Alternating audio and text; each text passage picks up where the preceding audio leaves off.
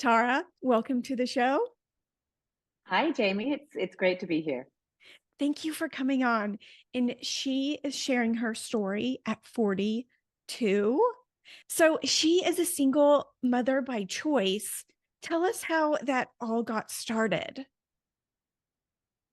I would say it actually started decades ago, 12, 13 years ago. And that was when I decided to freeze my eggs. I would have been about 30 when I started thinking about it, about 32 when I actually went ahead and did it.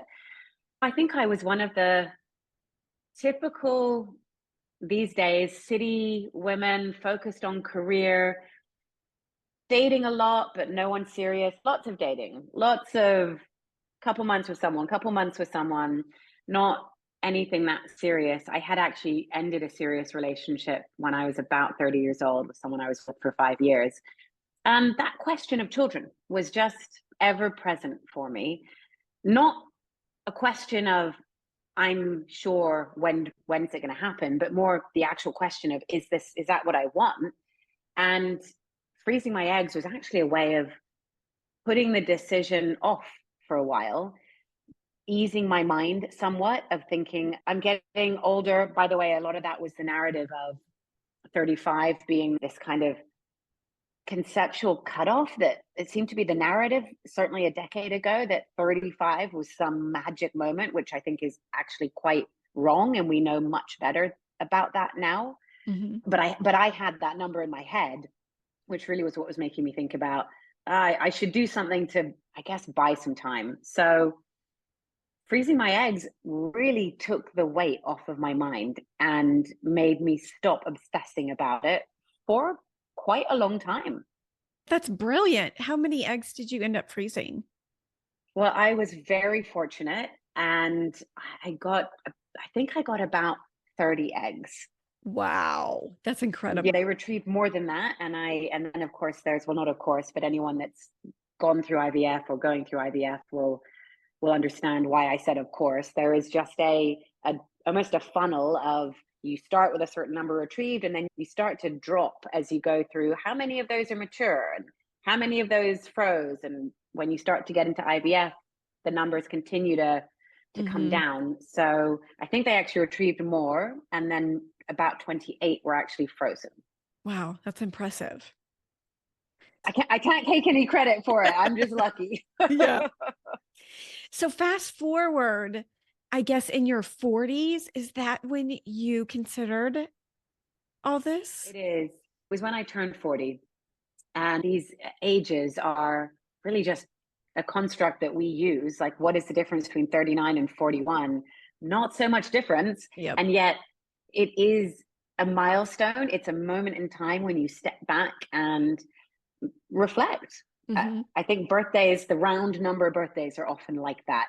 And for me, the reflection at the age of 40 was quite different from the reflection at the age of 30. And it was very much about, okay, if I want to have a child, I need to decide to do that pretty soon.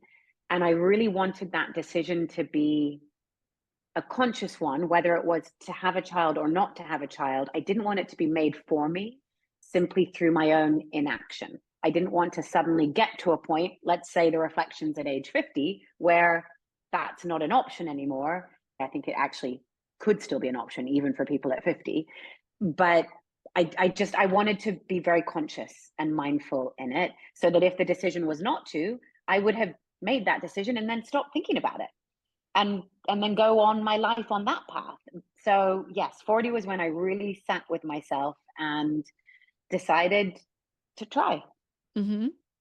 So when you spoke to the doctor, did you want to go straight into your frozen eggs or did they want to try IUIs?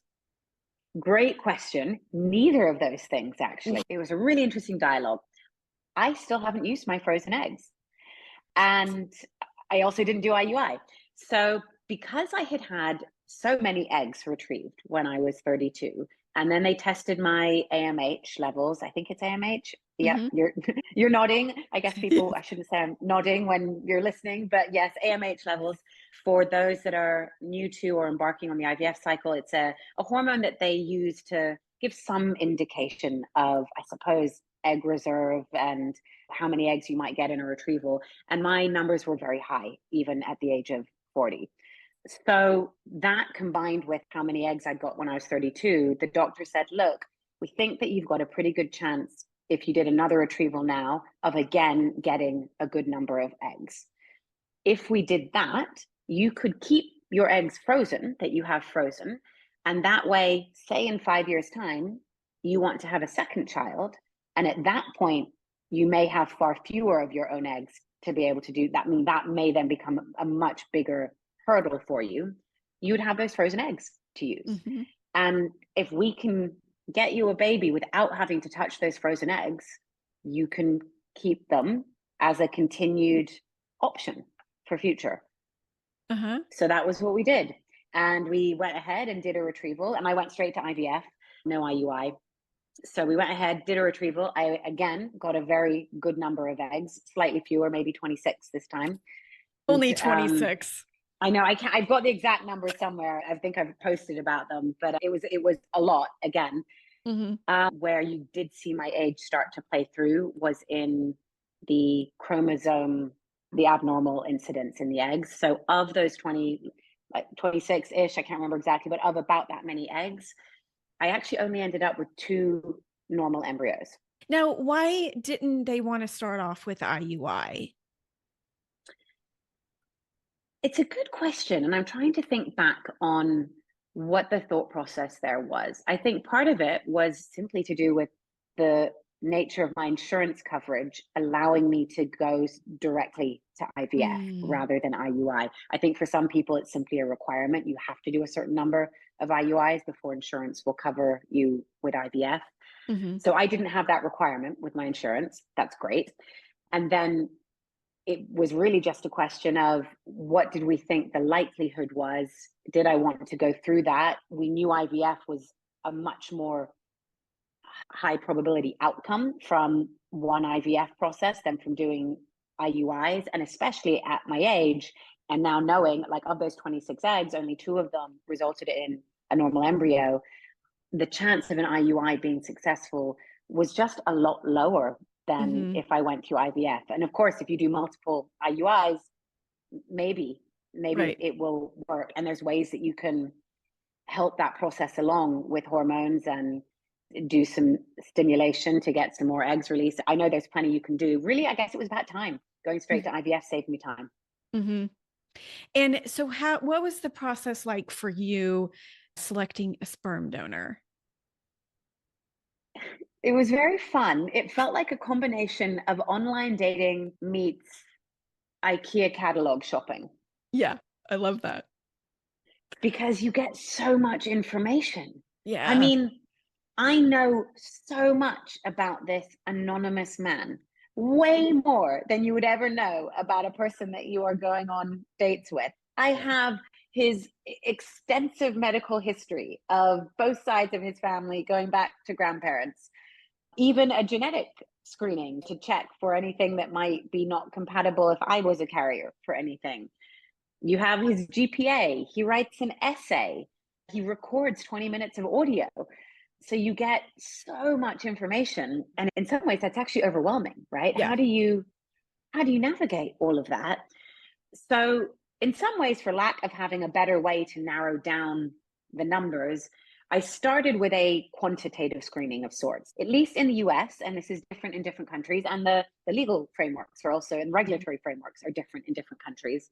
But for anyone who's looking in the US, or in fact, I think you could be someone outside of the US, but looking to buy sperm from a bank in the US, they're called cryobanks. There are 3 that are the big national banks in the US. One is called Fairfax, one is called California Cryo, and one is called the Seattle Cryobank. And there are others as well that are much smaller. One of the reasons I went with the bigger ones, I signed up in the end with both Fairfax and California Cryo, is they have a larger number to select from. But the numbers were still smaller than I expected them to be. Each of them had between 300 and 400 donors total in their system. Wow. I don't know what I expected or what other people would expect, but I was expecting thousands at least. Yeah. it just seemed like a really small number that was what I was choosing between. But at the same time, how do you choose one out of 400? So I started with a quantitative screening, and that was entering in some basic stuff like skin color, hair color, eye color. And I just chose those things to be describing myself. I just picked the things that were like me, I guess, with the idea that then the baby will look more like me. Not because I necessarily cared that much about that. Like if I had a partner that did, the chances of me having a partner that looks like me is probably quite low. So it was almost more just for lack of any better reason, let's try and narrow down this data set somewhat. So that was what I did. And initially I was putting in a height criteria as well. It's like, well, why not? Let's pick Yeah. someone tall. So I think initially 6 foot, yeah, there weren't so many in the database. So I had to relax the height criteria. I think I ended up saying 5'10", and applying the physical characteristics and the 5'10" got me to about 20 donors. Wow. Yeah. So then 20 that I went through in much more detail. Then I had 20 that I had a spreadsheet. I love spreadsheets. And each donor had an entry in the spreadsheet, and I had a whole bunch of columns for recording key things about them that were relevant to me, and then a notes field where I would put my reflections. And I shortlisted of those 20, probably about 8 that were my top 8. And then the spreadsheet got shared with my family, with my parents and my brother, for them to also input and check out the profiles. And they had columns to tell me what they thought. I did make it very clear that they had input and not veto or decision Good for rights. you. Meaning that if there was someone that they really liked and I eliminated, sorry, don't get too attached. But also that they might not like a profile, and that might be the one I choose. So again, sorry, don't get too attached. But I still found it super, super helpful getting their input. And I would say at the end of the day, it was actually the audio recordings that were the final tip on narrowing down from my top 3. Okay. What about in those audios was important to you? Part of it is it's just hearing someone's voice. I think that you just can feel an affinity for someone based on how their voice sounds. So part of it, there were some that were eliminated just on, I just don't like the sound of their voice, which almost, again, this sounds so superficial, right? Like that's not going to be genetic. I highly doubt it would be. It's much more about just how you feel and wanting to just feel really good and positive about whoever it is you pick. But then, of course, it was about what they said. And they are all asked the same questions. And they are all asked, why did you choose to be a sperm donor? And the profile that I ended up choosing, I really liked his answer because it was so refreshingly honest. He literally said, I would be lying if I didn't say money was a factor. I needed some cash. Yep. He said he needed some cash, and this felt like a real win-win. He could help someone and he could help himself at the same time. So why not? And they do recruit, by the way, on college campuses. He was about 20 years old when he donated. So many of the donators, and actually, by the way, I don't know why they say donated. It was not a freebie. So Yeah. he did get paid. And many of them are 20-year-olds on college campuses, and they need some cash. So the reason I just appreciated that honesty was I had listened to a lot of answers that felt to me disingenuous about how they were doing this for purely altruistic purposes out of the kindness of their hearts. And who knows, maybe some of them actually were, but I found it really hard to believe. And I really appreciated that there was someone who was willing to actually say, hey, look, they pay us to do this.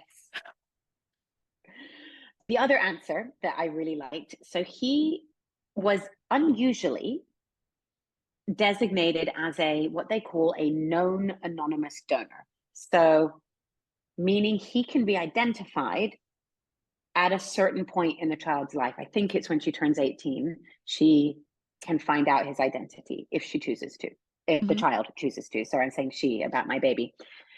That's a really interesting decision. Most of them are completely anonymous and do not offer that ability to be known at some future date. And that actually isn't why I chose him, not because of that ability to be known. But his answer indicated a degree of empathy that I found really appealing. So they asked him why he chose to be a known anonymous donor. And he said, look, I've just been thinking to myself, what would it be like if I was this child? And I would want to know who my dad is.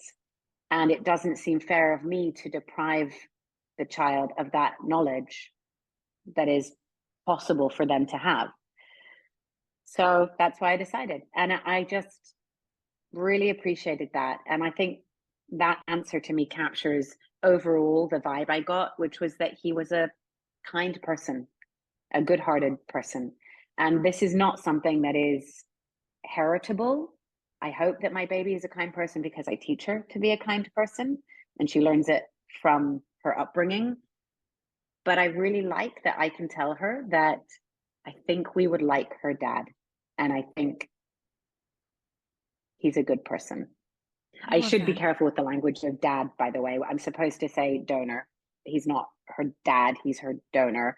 I'm going to have to think about that language and the storytelling around it as she gets older. I mean, even same with me using donor eggs. It's the same Yeah, language. We need to be conscious of that. Totally. yeah, yeah, yeah. Okay, so now you've chosen this donor and you have your 26 eggs and we get 2 embryos. Yeah. So most of that drop came to do with the chromosomal abnormalities. So from that 26 or so, not all of them fertilized. I think maybe about 21 fertilized. And then of those 21, 14 made it to day 5 blastocysts.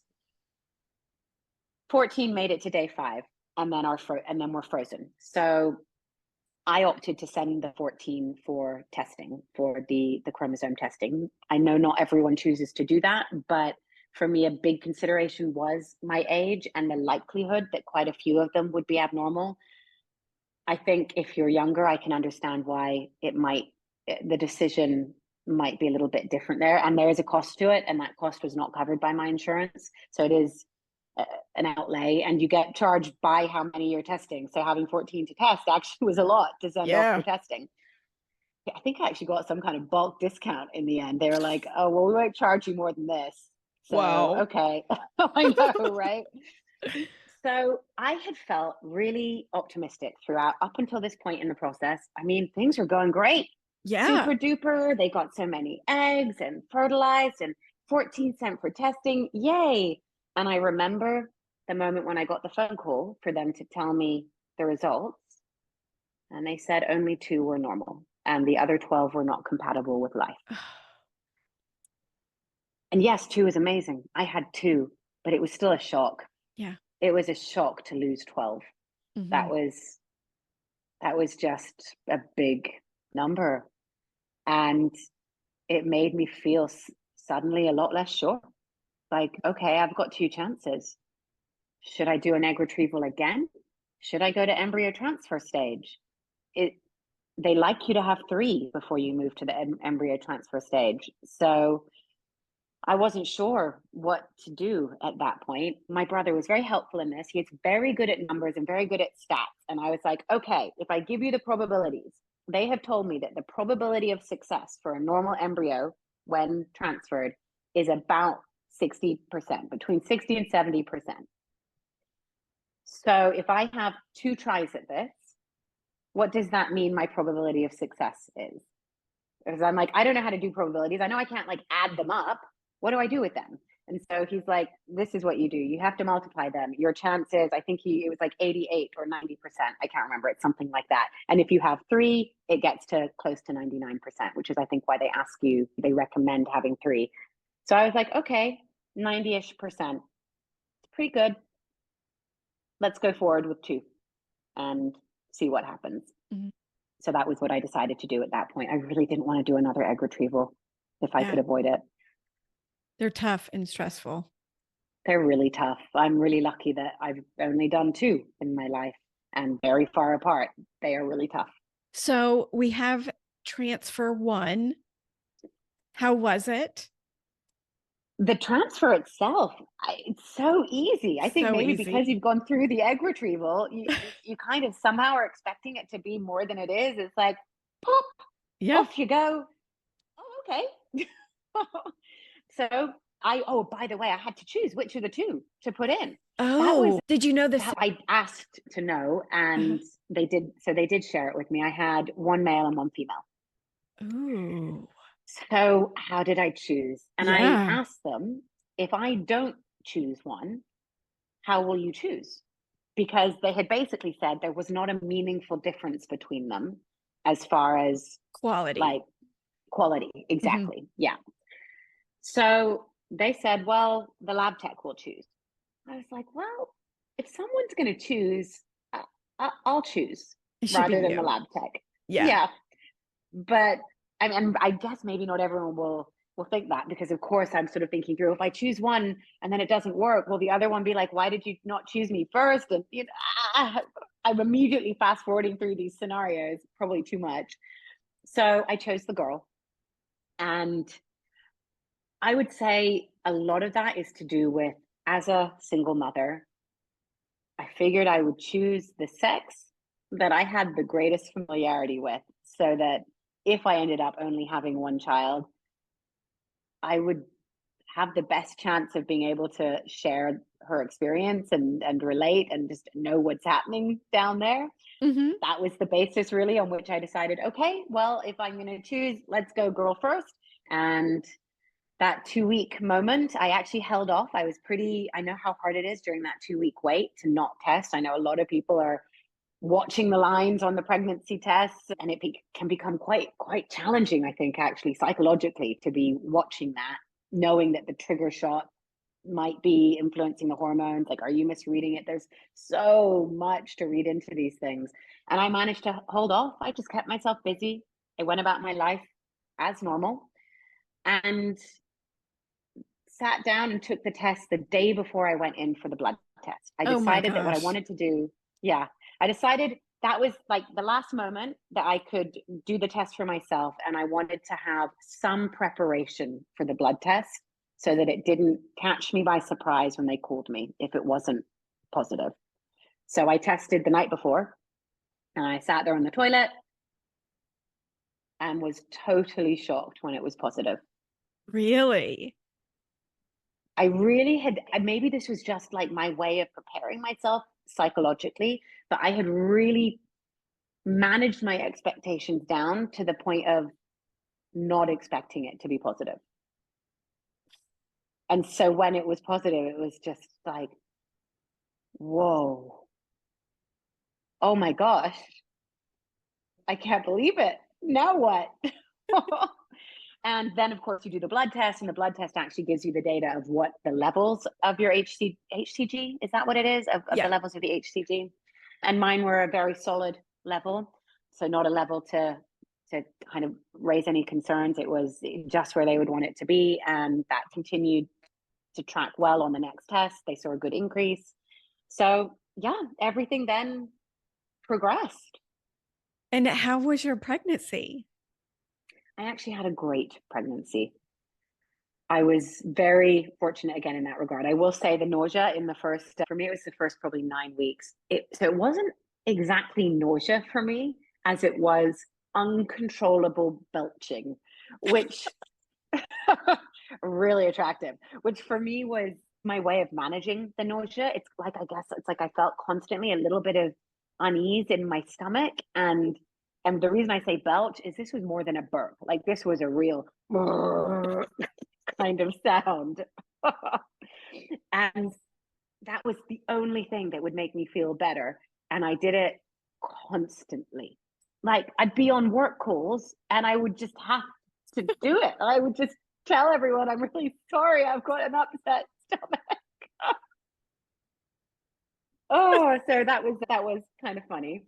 My younger brother came to visit right around that point. In fact, I was still taking my progesterone shot. So as part of IVF for the first 9 weeks or so, you're still doing those delightful progesterone and oil shots in the butt. Those are fun, and especially fun to do them to yourself. Oh, yeah. So I did have to do many of them to myself, but I found it so much easier if someone would do it for me. And I reckon as many as 10 different people injected my butt for me. Wow, how So nice.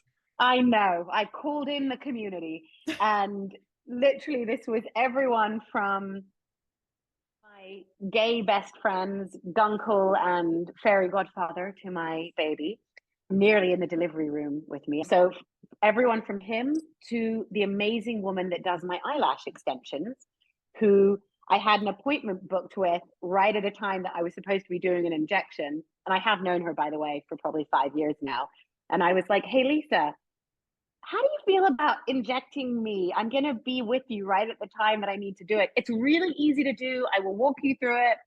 I can tell you what you need to do. And she's like, yeah, no problem. Love that.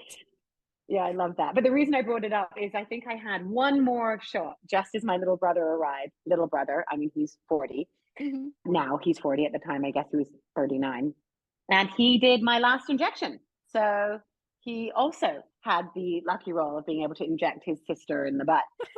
I am a mix of, like, I research everything heavily. Emily Oster was my Bible. If anyone needs a book to Yes. read, I so hands down recommend the Expecting Better book by Emily Oster. And I sometimes would even go to the source studies, but I really loved the data-driven approach that she had. And that informed many of my decisions. And so much of it is about probabilities and weighing up of risks and making choices. And that's very personal. And Yeah. people will make very different choices, as they should, for what feels right to them. And I would say that my willingness to use data-informed, use data to make a choice that perhaps sometimes would go against what would be in the common guidance, I don't quite know what to say. The reason I'm saying common is that some of it is actually more just what we say to each other, not even Yeah. necessarily what doctors say. Yeah, like the typical recommendation. Yeah. And I think that's so important. If you're telling these women what not to do, I think it's really important that we need to know why and what is the Why? risk. Yeah. Yeah. Exactly. Help me understand the risk. Like, I'll give one example again. I think I'm probably in a minority of people that made this choice, but I looked into the whole soft cheese thing. And the risk is associated with listeria. And the risk is kind of simultaneously low and high. And by that, I mean the risk of incidence of a piece of cheese having listeria in it is incredibly, incredibly low. Now, I don't remember what the numbers were from the book. So this is not a quote from the book. I'm just going to say order of magnitude. Like, what was kind of in my head was something like, you'd have to eat 1 million pieces of cheese. So, and it may not have been that. Maybe it was like 100,000 pieces of cheese, whatever it was an amount of cheese that sounded so enormous to me that I was like, okay, this feels like an acceptable risk. But if you ended up with a piece of cheese that had listeria, the consequences are severe. So the probability is low, the consequence is high. That's going to have a bearing in your choice on that. But for me, I decided I was okay with occasionally eating some cheese and not double checking if it had been pasteurized, for example. I think a lot of people might not have made that choice. Yeah. Why cheese? It was just why cheese? Exactly. Yeah. Why cheese? It was interesting to see that. Anyway. And what about your doctor? You had your fertility doctor. How did you choose your prenatal care? This is when actually we go into a not such great part of my experience. Oh. The handoff from fertility to obstetrician was non-existent. And I felt absolutely abandoned by it. I had my final appointment with my fertility doctor at about 6 weeks. And I guess that was the heartbeat scan. And at that point, she basically was like, clap, clap, clap. My job's done. You're pregnant. Like, good luck. You should go make an appointment with an obstetrician. I was like, what? With who? With which obstetrician? How do I find one? When do I need to make an appointment? What happens next? Like, what? It shocked me that there wasn't more of a hands-on, or even give me a heads up sooner than that to start researching. That caught me off guard really badly. Could see that handoff being terrible, because I am getting to that point also. My handoff is in a few weeks at 10 weeks. There should be some midway point of how to do it better. Yeah, 10 weeks makes a whole lot more sense to me, I've got to say. So I scramble, and probably at about 7 weeks, I start reaching out to doctors, and they would tell me, their offices would tell me, oh, we can see you in a few months.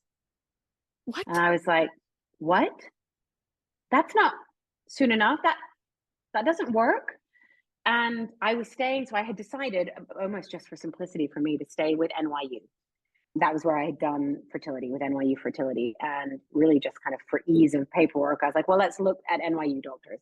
So finally, I just called like the main number for obstetricians at NYU, and I was like, and who can see me? Who can see me first? Anyone who can see me. And they said, well, the soonest we can see you is, I think it was 11 weeks. And I was like, but that's 4 weeks from now. How do I know that everything's okay? What do I do? And part of this was to do with, I now realize, I mean, at the time, but it just would have been nice if someone had told me this. I was so used to going in like every couple of days for IVF, right? You're going in for bloods all the time. So to suddenly be told you're not being seen for 4 weeks, it really worried me. And I actually managed to get on the phone with connected somehow with a friend, someone, I can't even remember how this was. It was through a network called Maven that someone managed to get me a free trial profile on, which is like a virtual women's healthcare thing. And through that Maven network, I managed to get a virtual appointment with an obstetrician like a week later, who was, I think, actually based in Dallas. And I remember getting on the phone with this obstetrician and explaining my situation and asking what I should do and what I should check. And she was so wonderful. She made me feel so calm. She said, look, here's the thing. You are so used to being a fertility patient and going in all the time. You're now being treated just like a normal pregnant person. And actually, many people don't even need to see a doctor until around 10 or 11 weeks. You don't need to worry about anything. That's very normal for you to be seen at that point for your first prenatal. I wish someone had told me that. It was so reassuring. She also said, look, if you're feeling really anxious about it, why don't you ask your fertility doctor if they'll see you just one more time, to just go in for one more ultrasound in between.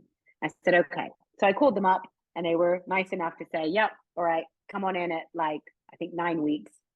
So I went in at 9 weeks and everything was fine. And that got me through to my 11-week first appointment. Wow. Yeah. So I don't know if that helps anyone else that ends up with that. First of all, be prepared for a lack of handoff and realize that your fertility doctor is not your obstetrician. Like, duh, me, but I didn't quite realize that. And that it's also okay if there's suddenly a big gap in time. And if anything, take that as a really positive sign that you're good. Yeah. And then that first appointment, oh, she was awful. Oh no. Yeah, awful enough that I then had to go back into basically like the NYU main coordinator and said, please make a note on my file. I never want to see that doctor again. Oh no. What was so bad about it? She was so cold. Her manner was so cold and so condescending. And she didn't listen at any point. There were plenty of things that were either in my file or that I had said at the beginning of the appointment that she then asked me about. And I was like, what? Like, she said something about, well, we may want to be doing some testing, especially as your IVF at your age, like the genetic testing, that sort of screening, which I wanted to do anyway. But I was like, but I already told you I did embryo testing. The embryo that was implanted was already tested. Mhm. Presumably that gives me a much greater chance of everything being fine. She's like, oh, well, yes, that's right. That's right. It's like, yeah, okay. So you just hadn't listened to that part. She also got really snippety with me about my multivitamins. I was taking a prenatal and also taking a whole host of other vitamins. And actually, this is my naivety. I thought that the prenatal was something that you had to take in addition to whatever else if you were pregnant. I didn't realize that the prenatal actually can encompass all of the vitamins that you need to take. It's basically like a multivitamin, but tailored for pregnancy. I didn't realize that. I thought it was like a special extra thing that I had to take. So basically, I was taking like probably more than I needed, but none of it was harmful. And she was just so mean about it. Like she Mm. really made me feel stupid. Ugh, So yeah, I did not want to see her again. I don't blame you. Yeah, yeah, I did not see her again, so that was good. So how did you find your doctor? Yeah, I mean, again, this, I guess, because I was in the NYU system, up until 8 months pregnant, I saw a different doctor every visit. Oh, how was So that? it was not good. It was not good. At no point did I feel that I had anyone that was truly caring for me. I felt pretty alone in that Mm. process, I will say. In fact, the most care that I felt I received was when I was on holiday in France for a couple of months over the summer. Holiday, that's not correct. I was working from there, but took holiday in that time as well. And it was during the time of my 20-week scan. So I had scheduled to have it done with a doctor in France, and they were amazing. It felt really personal, even to the point that often in the US, the person that does your scan is separate. It's like a technician that does the scan, but then doesn't tell you anything during the scan. And then you have the doctor see you separately. At least that's how it was for me with NYU. Whereas in France, it was actually a very small clinic in a very small town, kind of in the countryside. And the doctor did the scan, and my mom was in the room with me, which was really nice. And he spent half an hour with me, like showing me everything about Oh, the how baby. nice. It was really nice. Yeah, it was quite a stark contrast. Oh, and Yeah. by the way, it cost me almost nothing. It was like $100 out of pocket, you know. Wow. Was there any product that helped you during pregnancy that you could recommend? For the nausea and the burping, I mean, all the classic things that help with motion sickness help. And I actually struggle with motion sickness. So in that regard, I was at least reasonably well equipped. I also knew burping always helped me. So I wasn't surprised that the burping happened. But ginger chews, ginger ale. I use the pressure point wristband. So it's like an acupressure technique where you can just buy these from Walgreens and you wear it. It's kind of like an elastic band with a little nodule in it. And you wear them on your wrists and it applies pressure to a pressure point that can help alleviate nausea. I had scheduled a work trip to London and I was already not doing very well, but it wasn't COVID. I had had some sinus issues, some congestion that had actually then, unfortunately, it developed into bronchitis. Get to London, go and see a specialist who said, yeah, you've got bronchitis, and gave me some antibiotics, which is also taking anything in pregnancy is scary. And you're like, well, which ones are okay? And so he had to prescribe me basically amoxicillin is the one that they will typically prescribe if you're pregnant because it's the one that's the most has the most data on it. Mhm. So that was what I was prescribed. You'd rather take nothing, but you're weighing up again. This is just weighing up having bronchitis and treating that, which could in itself become a bigger issue versus the antibiotics. So I got given the antibiotics. By the way, actually, another brief pause. It did shock me somewhat the extent to which this was actually more in France, where I went to see a doctor initially about me not feeling well. This was before I saw the specialist in London, and they really seemed only to care about the baby and not about me. Like all of the checks were, is the baby fine? And the baby was fine. But no one seemed to care how I felt. Really? Yeah, it was a little bit odd, like that feeling of, okay, I mean, obviously I care also a lot about how my baby is doing, but can my well-being not be subsidiary? Like me being well is also important. How Yeah, bizarre. but in London it wasn't like that. I get these antibiotics and start feeling better. About 3 days later, I'm feeling well enough that I go into the office, and I started right at the end of the day. It's crazy how quickly it hit, how quickly that fever came on. And I went back to the place I was staying, took my temperature, and it was sky high. And I then did a COVID test, and it was like a virulent incline. Like, oh, if those tests mean anything about degrees of COVID, I was very COVID. So I honestly started to panic a little bit, mostly Yeah. because of the fever, because I was just so hot. Mhm. And this is again where I hate to say it, but NYU's system let me down. I'm trying to call them from overseas to say, like, do I need to be worried about this? What should I be doing? And I just kept getting routed to a switchboard because it was, I think, maybe not in the office hours or something. I don't know. No one was taking my call. And they were basically totally unhelpful. They just said, figure it out effectively. So not good. A friend came over. I got naked and she ran me an ice bath and I was in that bath. And finally, first thing the next morning, my fever had still not come down. So we went to the ER, University College London. And they were wonderful.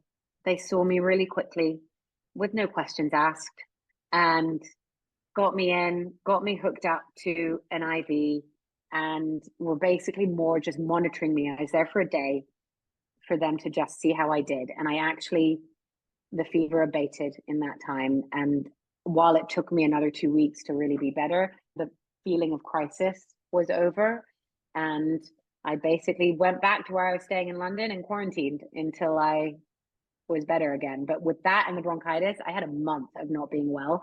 And the reason I bring this up was, Jamie, when you asked me about what I had taken, it's super hard when you're sick and you're pregnant. So antibiotics aside, for COVID, antibiotics don't help. They Mm-mm. help the bronchitis. That was a bacterial infection. But what can you take to help the symptoms of a cold and flu virus? Not that much. Yeah. It's tough.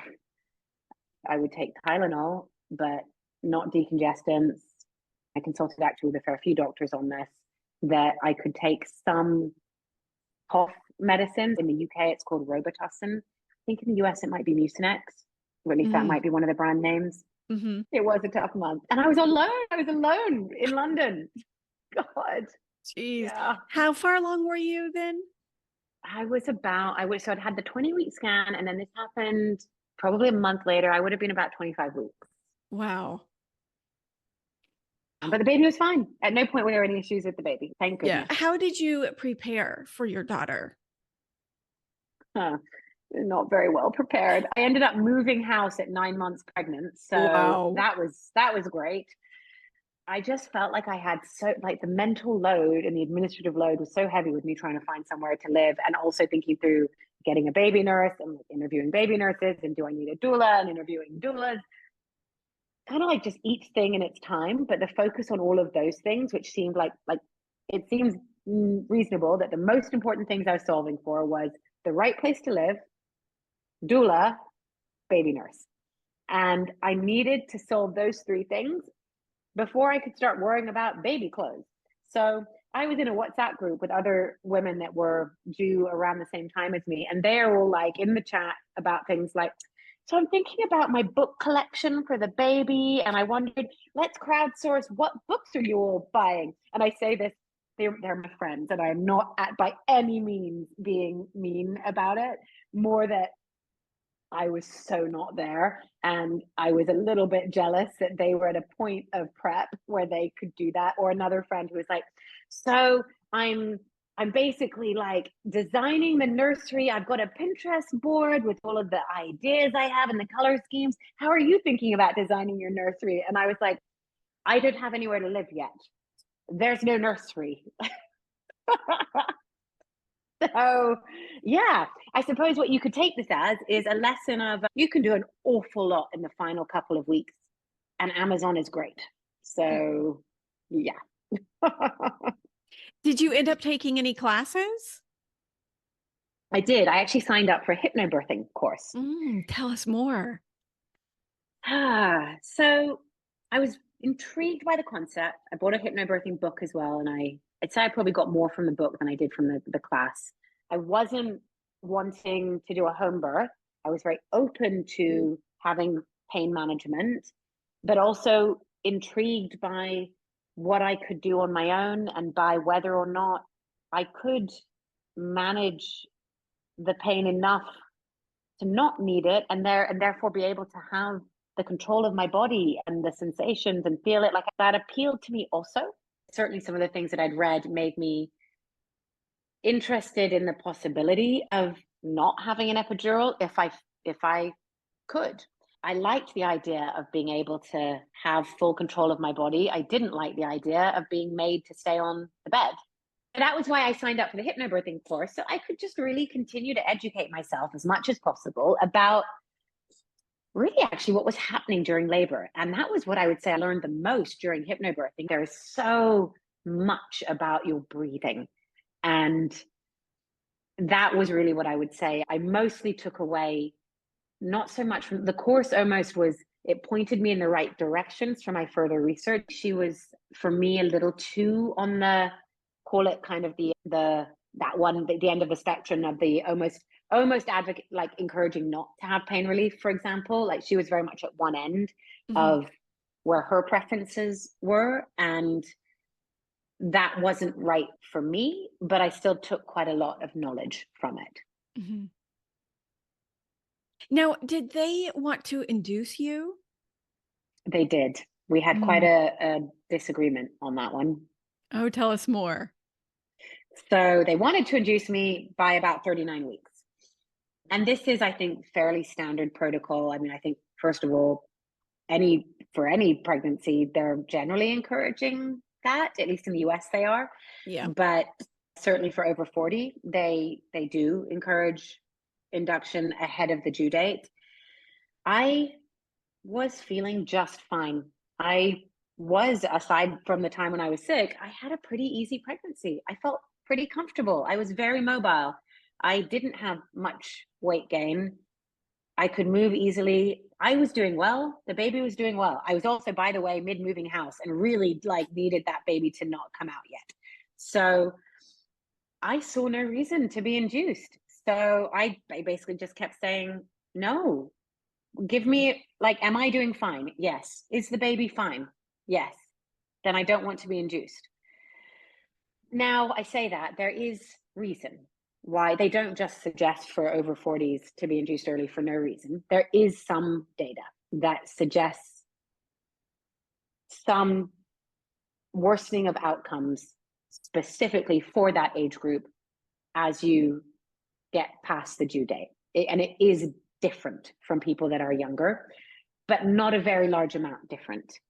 And very hard to separate out all of the other things that correlate with being older. So that was where I was struggling with the fact that I was in really good shape and good health, and the baby was doing well. So I really didn't want it. I really wanted her to come out when she was ready to come out. And I held on as long as I could. And they told me our policy at NYU is that you must be induced by 10 days after your due date. Now, this is where my doula was very helpful, because they put pressure on from 38 weeks or so to schedule an induction. And my doula was the one that kept reminding me, Tara, they cannot force you. They literally cannot force you. This is your choice. It is your body. So even if you schedule an induction, if you don't show up, they can't make you. I did schedule one for 8 days past my due date. And I hadn't yet decided what I was going to do. Was I going to show up or not? But it was scheduled. A couple of days ahead of that, I had a membrane sweep, which is an induction method where they like a finger kind of into the mouth of the cervix and basically like scoop it around in a circle. And they're breaking some of the membranes that attach the sac that the baby is in to the bottom of your uterus. That can trigger some hormone release that basically is like hacking your body into thinking that the baby is dropping and that you're getting ready. It can be a way of getting labor started. So it's considered a fairly mild induction method, I guess. Mm-hmm. Okay. So I went in for my membrane sweep a few days before my scheduled induction.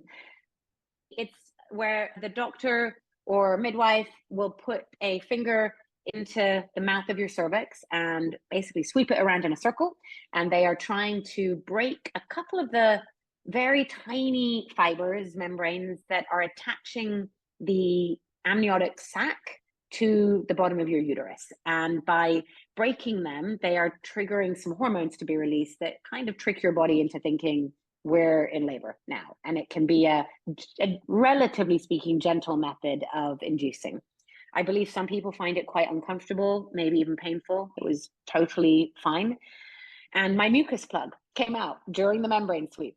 So I get up from the table, I put my clothes back on, and well, there was a little package there on the table. I was like, oh, what is that blob? And the doctor like peers around the curtain and was like, oh, your mucus plug came out. And that seemed like pretty good indicator that things were starting to move. And in general, I started to just feel some different things in my body in those days between the membrane sweep and my scheduled induction. I did not go into labor ahead of my induction, but I did feel that my body was getting ready. And so I felt much more comfortable going in for the scheduled induction. You were 8 days past your due date. That's amazing. Yeah, I think it's quite common for first pregnancies, actually. Really? Yeah. Do you know in France, they count the due date as a week longer than we do in the US? Really? They count pregnancy as 41 weeks, not 40 weeks. So I would have been considered a day past my due date in France, which is Ah, different in how you think about it psychologically. definitely. Definitely. Well, how did your induction go? Well, it was effective, but long, as inductions often are. I ended up in labor for 26 hours. Ooh. It's, and I know there are many that have longer, worse stories than that, but it's a long time. They started with the Foley balloon method. They basically put a uninflated balloon into the bottom of up through your cervix and then inflate it, and it acts as a weight on the bottom of your cervix that is simulating the baby's head dropping, and it can start to get the cervix dilated, get things moving. And I was quite responsive to that. So after a certain number of hours of the Foley balloon being in, the balloon basically falls out by itself, and it falls out because you have dilated enough that it will fall out. So that was good. That was effective.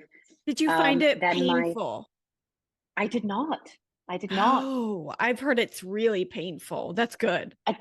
Yeah, again, I think these things are just so variable, aren't they, as to how you Sure. experience it. Mm-hmm. Yeah, it was uncomfortable. It was uncomfortable, but not painful. Okay. And when I would say uncomfortable, it was the being put in that was uncomfortable. But then it wasn't. Well, I'll tell you what started to be uncomfortable, though. It wasn't the Foley balloon. It was the contractions that started once the Foley balloon got put in. And holy moly, wow. I was not prepared for that. I don't know that anything, none of the courses I did, none of the books I read, I don't know that anything can prepare you for a sensation you've never had before. Mm-hmm. But I was having what they called contraction storms, where you contract and basically don't have more than a split second of coming down from the contraction before you go straight into another contraction. And that's really hard when you don't have a moment to breathe, a moment of respite, just again. I had a portable monitor on so I could move around. And so like a waistband thing around my waist that was monitoring things, and it's monitoring the contractions. I have no idea how the technology works. It's very cool. But there's a computer screen that basically shows a line that goes up and makes like a mountain on the screen when you're in a contraction, and then comes back down when you're not in a contraction. And I would just watch that screen, because in some ways it was validating to me to see when I had a contraction, to see the line going up, and the higher the line went, like the more intense the contraction. And you could see that I didn't come back down very much. I would like dip a tiny bit and then go straight back up again. And somehow I did find that validating. And I was there with my mom and with my doula, and there was a point where the machine had a lag. So I was feeling the contraction, but it wasn't spiking on the screen. And I was screaming at the screen, like, the machine has a lag. It has a lag. I'm contracting right now. I made it until it was probably about 1 or 2 in the morning, and I was admitted around 5 p.m. So 6, 7, 8, 9, 10, 11, 12, 1, 8 hours until I was like, okay, let's get that epidural, Jamie. So first of all, the anesthesiologists were busy with some other patients, and they took 40 minutes to get to me. That is a long 40 minutes, because the point at which I decided I needed the epidural was basically when I was like, I need it right now. I don't know why this seemed funny to me, but it still seems funny to me. The attending, his scrubs were sleeveless. You could see his somewhat muscled arms. Oh my gosh. Which I just found quite funny, especially because they were quite muscled. And even in my like racking contractions, I so nearly said, dude, do you even lift, bro? Really wanted to make some comments, like, and also be like, hey, I'm single. I didn't, because I was like, don't distract him from his job. Don't distract him from his job. So they get the epidural in. It did take a couple of tries, unfortunately, and you have to stay still while they're doing it, which is really hard when you're going through contractions. They get the epidural in, and I feel some immediate relief. And then they said, we're going to leave you for the night, and hopefully this helps you get some sleep. We'll come back in the morning. They've got a little button that you can press whenever you feel like you basically pressing the button would release more of the drug into your system. Great. Okay. I'm hooked up. And that was a long night and a rough night, and the pain was tough. And I would say I did not sleep very much. And when the nurse finally comes in the morning, I asked her, could you please increase the epidural? Like, are there dosages to this? I think we can maybe increase the amount, because this is rough. And she said, well, have you been pressing the button? And I said, yeah, I've been pressing the button. I pretty much hold my finger on the button so that I get it whenever I'm allowed to get it. She's like, okay. She goes to the machine, and there's a very awkward silence. Oh. And she kind of gulps and says, the pump's not hooked up. You haven't been getting any epidural. Yeah. Oh my gosh. How angry were you? I mean, do you know, in the end, again, in hindsight, like, it was like, well, I said I wanted to try and do it as long as I could without an epidural. So I did it a whole lot longer than I thought. Wow. And I did get that first hit of it, like, basically because when they first hooked me up, there was like an initial dose. It's just that then the pump never gave me any more. So like that dose wore off, and then I wasn't getting any. It also shows how powerful the placebo effect is, because even though it was rough, I definitely thought I was getting something when I pressed that button. So it was just interesting to me psychologically. So at this point, we're actually like, I'm now probably a 20-ish out, like I'm pretty far into the labor at this point, and my waters broke, and they broke naturally. And that was kind of an amazing moment when suddenly it's like, whoa, what's happening? Oh, my waters are breaking. And they wouldn't check my cervix. And I went through what we thought was, they call it transition, which is the stage of labor when you hit 10 centimeters dilated. And it's a short stage, it's a very intense stage. And my doula, who was with me for the whole labor and has experience, she was fairly sure I was going through transition because I threw up. And it's quite common during transition that your body is basically kind of letting go of everything. And I started to also feel a strong sensation of wanting to poo. And that also strongly indicates that baby has descended. Like you are getting pressure down there that is making you feel like you need to poop, but actually you don't. You've just got a baby coming out. And they wouldn't check my cervix until 12 hours after my water had broken because they're concerned about introducing any infection at that point. So they really want to limit what they're doing. But my intuition, my feeling in my body, and the doula, all of us were saying, the baby has dropped and I'm dilated. Like, please check. And I kept asking them, and they held me to the 12 hours. So I think my waters broke at 6 a.m. and they did not check me again until 6 p.m. They checked me finally, and it was an immediate, oh, she's at 10 centimeters. I can see the head. Let's go, people. She's ready to push. Let's go. I mean, it was like sirens suddenly. Woo, woo, woo, woo. Let's go. Action stations. Oh my gosh. Yeah, I was like, yeah, I knew that. Could have told you that. The good news, actually, I would say, is that all of that time, I had been moving the baby down. Like, I was still laboring, right? I was getting her further and further down in all of that time. And because they gave me that epidural so late in the process, I never lost movement in my legs. I never lost my ability to be able to hold myself up with my legs. So although they would not let me off the bed, I still had a good degree of movement. And I had been on all fours for a while. The doula did all sorts of great movements for me with my hips. We just kept moving me around. I would squat on the bed because as long as I stayed on the bed, it was okay. And I really, truly think a lot of that helped the labor progress, which is partly why when they finally checked, it was like, yeah, she's like really close. Just did a whole bunch of things prior to them officially having me push because I could do it, because I still had the motion in my legs. And then finally, when they were ready for me to actually start pushing, this is where, again, if I had a do-over, Jamie, if I'm pregnant again, if I labor again, this part I will do differently. I would say I let them kind of push me around in this moment. And they really wanted me to labor on my back using their breath counting, where they count, and on their counting, they make you hold your breath. And while you're holding for a count of 10, you're supposed to push. And then you breathe. And then you like inhale, and then you like breathe a little bit, like, and they're counting while you're holding your breath and pushing. It's actually called, if anyone wants to look it up, it's called purple pushing. And it's quite counter to hypnobirthing. It's not at all the idea of relaxing and letting the muscles open and breathing the baby out. It's like forcing the baby out. And it's not what it's effective. It worked for me, but it just wasn't what I wanted to do. That wasn't what I'd practiced.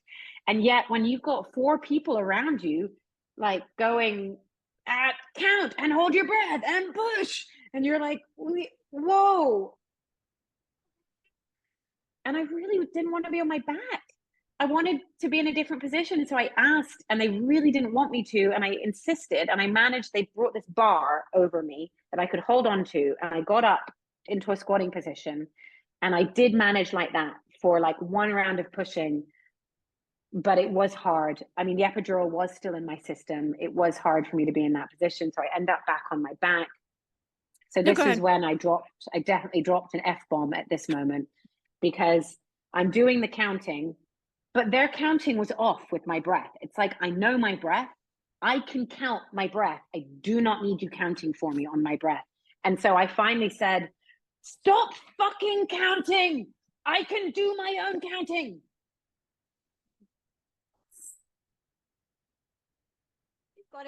She's got it. And honestly, at a point where I was like, I just needed the baby out. I remember looking at my doula at one moment and saying, I don't know if I can do this. And she just looked me in the eyes and she said, Tara, you really didn't want a C-section. You have avoided it to this point. The only way this baby comes out now is through you pushing. You've got to get this baby out. And I was like, okay, then let's push. I pushed with all my might, and they were astonished at the progress. And it was kind of reassuring, I guess, to hear with each push, my pushes were effective, and more of the baby would come out, and more of the baby would come out. And it was very fast. It was maybe 45 minutes total from beginning pushing to the baby was out. And then, then the baby came out, got plopped on me. I remember I needed a couple of stitches. I had some tearing, not super severe, but some. And as they were stitching me, again, lack of epidural having really hit to full effect, I was like, I can feel those stitches. And they got some local anesthetic in me down there pronto. That helped a lot. Yeah. And then it was kind of a blur, honestly. It was like, there's this thing on me now. What do I do? I mean, it was just crazy. And within 5 minutes of her being born, my dad was in the room, my brother was in the room. They tag teamed out with my mom and the doula. So they were there. My brother burst into tears. Very emotional. Yeah, it was quite the family moment. That's cute. Now, about your doula, how was she helpful? She was amazing. I mean, not only in the prep, which I talked about with you already a little bit, like in her just making me feel very empowered. She very much supported whatever choices I made. And if I wanted to go down a path of hypnobirthing and no epidural, she would support that. And if I wanted to go down an epidural, she supported that. And she was there with me the whole time. She really just helped me understand also what was happening. You're actually in that hospital room for a long time without any nurses in there. Mm-hmm. It's nice to have someone there telling you what the machines mean and what to expect and what's going on. When we set up my room, I had a Starry Night projector and we had a playlist going. It was a vibe. And the doctors and nurses would come in there and be like, wow, we just want to stay in this room. That sounds really nice. It was really nice. She was an emotional support and also an advocate and an educator for me. That's great. And how was your recovery? Good. It was really good. I think a lot due to me having been in pretty good shape up until labor. All the Pilates that I did, I really think that stood me in good stead. And as soon as I was able to, I started doing the most incredibly gentle Pilates postpartum. It would seem like nothing to someone that's not pregnant, but it's just almost mindful breathing, just very mindful movements of your body. I recovered well and quickly, although I will say I did not look down there for quite some time. It was just kind of like, I don't want to know. I don't want to know what it looks like anymore. What if it's totally changed? Not looking. And you can feel the stitches. And I was like, not looking until don't feel those things anymore. I will say, pro tip, getting one of those bidets that you can just attach to your toilet seat. It was amazing to have a little bit of warm water and not have to wipe anything. Yeah.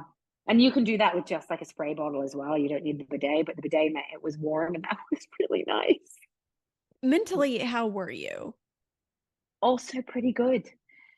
The bit that was the hardest for me was actually breastfeeding and the milk coming in and all of that. Breastfeeding was became a very difficult thing for me. It was a very tough part of my first few months, but it was a very tough part of the first few weeks. And it's stressful. I felt a lot of pressure on when's the milk coming? And you're worrying about that at the same time as like you're hurting down there and it hurts to sit and your boobs are like, you didn't think they could get any bigger, but they get bigger.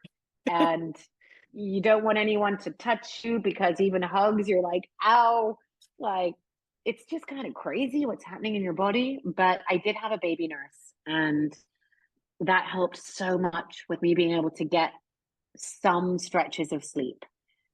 Of course, I'm still up in the night, but definitely more sleep than I would have got otherwise. And also being able to sometimes sleep during the day. It's a luxury and a privilege to be able to pay for it because they don't come cheap.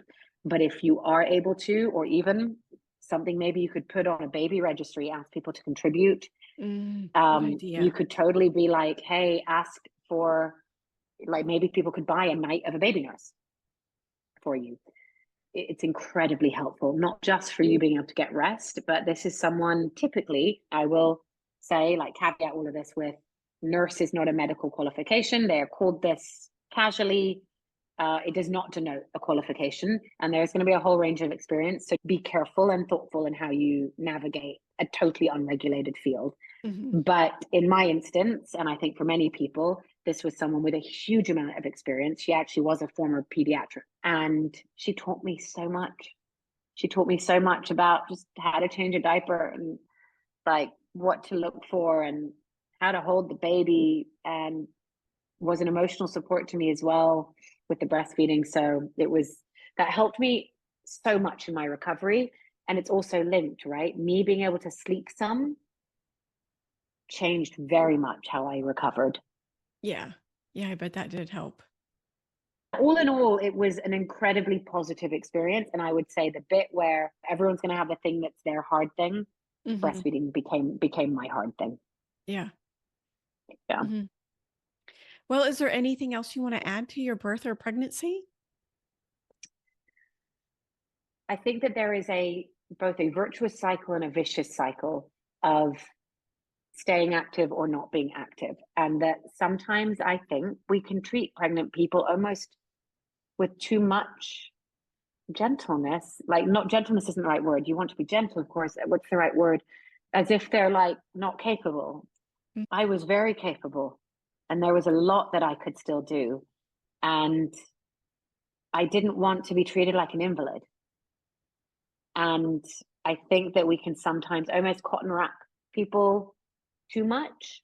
And that's where I think it can become both a vicious or a virtuous cycle. I think by virtue of me just continuing to be so active, that really helped me. It helped me in my recovery, it helped me in my labor. And I think probably the opposite is true. And sometimes women don't have a choice, right? Of course, sometimes there could be medical conditions that necessitate you, for example, being on your bed Mhm. for a long time in the later stages of pregnancy. But I think that actually can accentuate other issues. Emily Oster's book talks somewhat about this as well, that the whole bed rest is actually a fairly now outdated concept. Mhm. And I did find pretty big variations between doctors based on the age of the doctor, and sort of to what extent they had kept up with maybe some more modern views and modern approaches. Mhm.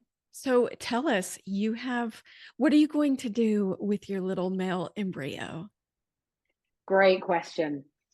Oh, this is where the being a single mother is tough. I would so want another baby. Mhm. I would like to do this again. I would really like my baby to have a sibling. I don't think I can do it on my own. Mm. Having one on my own is already a lot, and I am very happy with the sacrifices I am making. But for example, traveling on my own with her, I traveled to the Bahamas on my own with her. It was a 10-hour trip. It was hard. I don't think I could do that with, I had been with her and with a toddler. I literally don't think that's possible. I don't Mhm. think that I could like safely do that. I don't know how I would. Mhm. So I don't know that I am willing to sacrifice that much more again. If I had another, I think it would mean we wouldn't be able to go places for a number of years. Mhm. And I don't know how I'd see my family otherwise. So yeah, my dream, Jamie, if any listeners know anyone eligible who would like to meet a great single mama in Brooklyn, New York City, and wants to have a baby, if I met someone, I would love to have a second child with a Mhm. partner. And there is time. There's time still. Definitely. Yeah. What has been your biggest challenge being pregnant in your 40s? I mean, the probably the limitations for me that were the most significant were alcohol. As far as significant, both as far as the difference from my normal lifestyle, and the maybe one of the changes that I felt important that I make. So in my research, so I didn't stop drinking entirely. I stopped for the first trimester, so I didn't have anything for the first 12 weeks.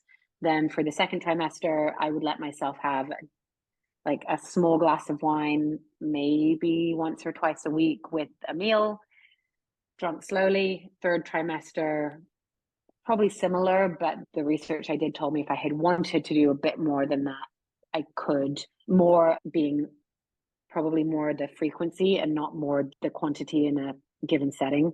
Mm-hmm. Although I actually don't think I really did. But that was my life, is like my family, quite socially. We had a glass of wine or two with dinner. That's quite normal behavior. So that was hard, like engaging in social circles, like going out for drinks, going out for dinners, going to a Halloween party and not having a drink, not getting to have a cocktail, having only half a glass of wine. I missed it. I mean, it was also totally fine, but that was probably one of the bigger changes. And then towards the end of pregnancy, the limitations to my yoga practice, Mm-hmm. I missed it. Yeah, I Yeah. missed the movement. Yeah. Yeah. These are such minor things Yeah. In the for scheme of it, for sure. in the scheme of you're carrying a life, and it's such an extraordinary thing that our bodies do. I was in awe. Honestly, going through labor as well, I was maybe this is a nice note to end on. I was in awe of women. It makes me emotional thinking about it. Not just birthing women, not just women that birth vaginally, not just women that have children, like all women. The way that my mom was there to support me, the way my doula was there to support me, the understanding and community of women around me and what women endure and can do. I was just utterly in awe. I think women are amazing. That's Yeah. right. I love that. Yeah. Is there anything you'd recommend that would help prepare someone for pregnancy and birth over 40? Trust your body and what you know is right for you and being healthy for you. Don't let the medical establishment and calling you a geriatric pregnancy make you scared. Mm-hmm. It's just medical terminology. It literally just means the age that you are. It doesn't mean anything else. Perfect. And what advice would you give yourself when you were pregnant if you could go back? I really feel good about all the choices I made and how I navigated them. Okay. Maybe it would have been to just chill out even more. Like, to know that it was going to be okay. Like some of the moments of panic I had with COVID, but it's always impossible, right? In the moment. Mm-hmm. And where can we connect with you? So Instagram is the best place. I share very openly about my journeys. I posted pictures of my labor. You can even see my placenta should you wish. Ooh. Yep, I document everything and share so openly because I want this path of having a child on your own to be one that feels possible, but also not just the being single. Like I posted so much about breastfeeding and what was hard about breastfeeding. It's this romanticized thing that's actually really hard. And it was nice that someone acknowledged that it's really hard. I share the bad as well as the good. Mm-hmm. And my Instagram handle is Stara Tales, Starra, 2 R's, and then tales like fairy tales, Tales, Stara Tales. Perfect. Tara, thank you so much for coming on the show and sharing your story. It was my pleasure.